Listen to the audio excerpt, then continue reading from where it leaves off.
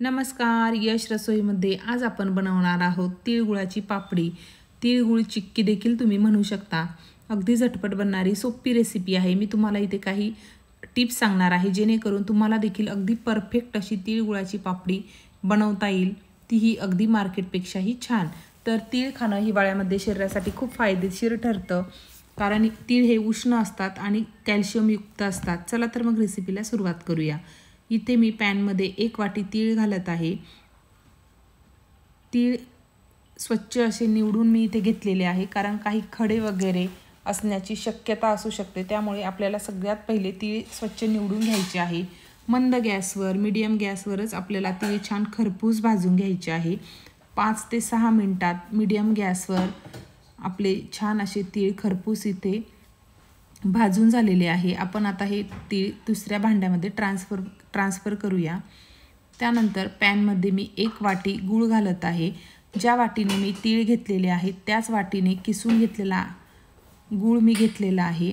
1 वाटी गूळ पॅनमध्ये घालून आपल्याला छान असा पाक बनवून घ्यायचा आहे। तर पाक बनवण्यासाठी आपल्याला कुठल्याही प्रकारचा पाण्याचा वापर करायचा नाहीये। तर तुम्ही बघू शकता गूळ आपला छान असा विरघळलेला आहे आणि फुलून येत आहे।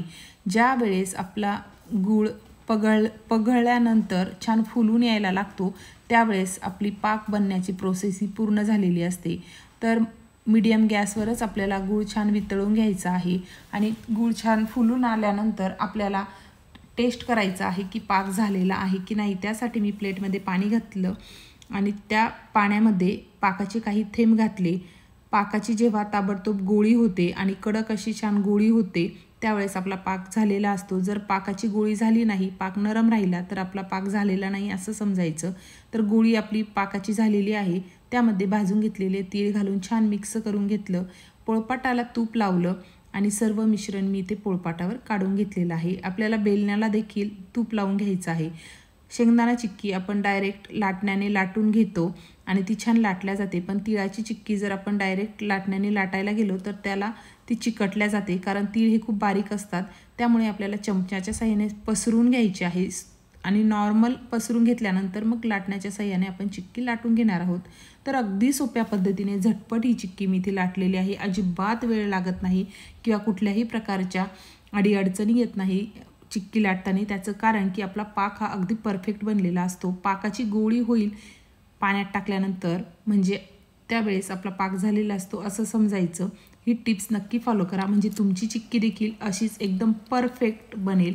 आणि चिक्की लाटून झाल्यानंतर ताबडतोब मी तिचे काप करून घेतलेले आहे आणि तुम्ही बघू शकता अलगद अशी पोळपाटापासून चिक्की आपली वेगळी झालेली आहे।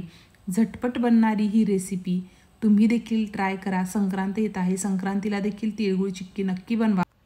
रेसिपी आवडली असेल तर लाईक करा।